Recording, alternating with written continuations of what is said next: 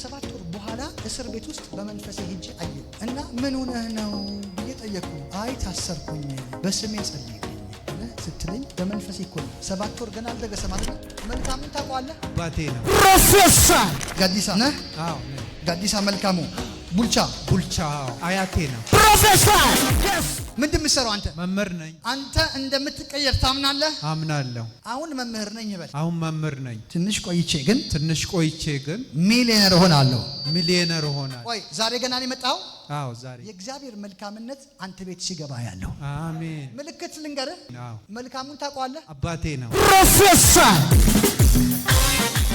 ጸልይልኝ። አሁን ካልጸለይኩልህ ኢኮኖሚ ብቻ አይደለም ቤትህን የሚበጠብጥ አውሬ እያየሁ ነው። እውነት ነው። ልክ አይደለም? ልክ ነው። እንዲመታ ትፈልጋለህ? እፈልጋለሁ። ለምን መሰለህ? ጠላት አሁን አንተ አላወቅም፣ ጤነኛ ሰው ነህ፣ ጥሩ ሰው ነህ። ግን አሁን ካልጸለይኩልህ ከተወሰነ ከ7 ወር በኋላ አንተና እኔ የምንገናኘው እስር ቤት ነው ማይህ፣ እስር ቤት ውስጥ ነው ማይህ። በምን ምክንያት እንደሆነ አላውቅም። ይኸውልህ እስር ቤት ውስጥ ከ7 ወር በኋላ እስር ቤት ውስጥ በመንፈሴ ሄጄ አየሁ እና ምን ሆነህ ነው ብዬ ጠየቅኩ። አይ ታሰርኩኝ በስሜ ጸልይልኝ ብለህ ስትለኝ በመንፈሴ እኮ ነው። 7 ወር ገና አልደረሰም አይደለም?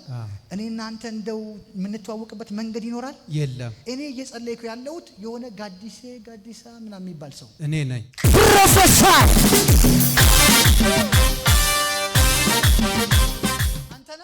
አንተ ጋዲሳ ነህ?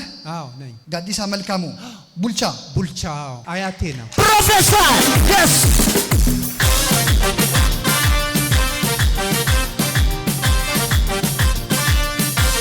ለሚያምን ሁሉ ይቻላል። ወጥተሃል። አሜን። አሁን 7 ወሩን አጠፍኩት። አሜን።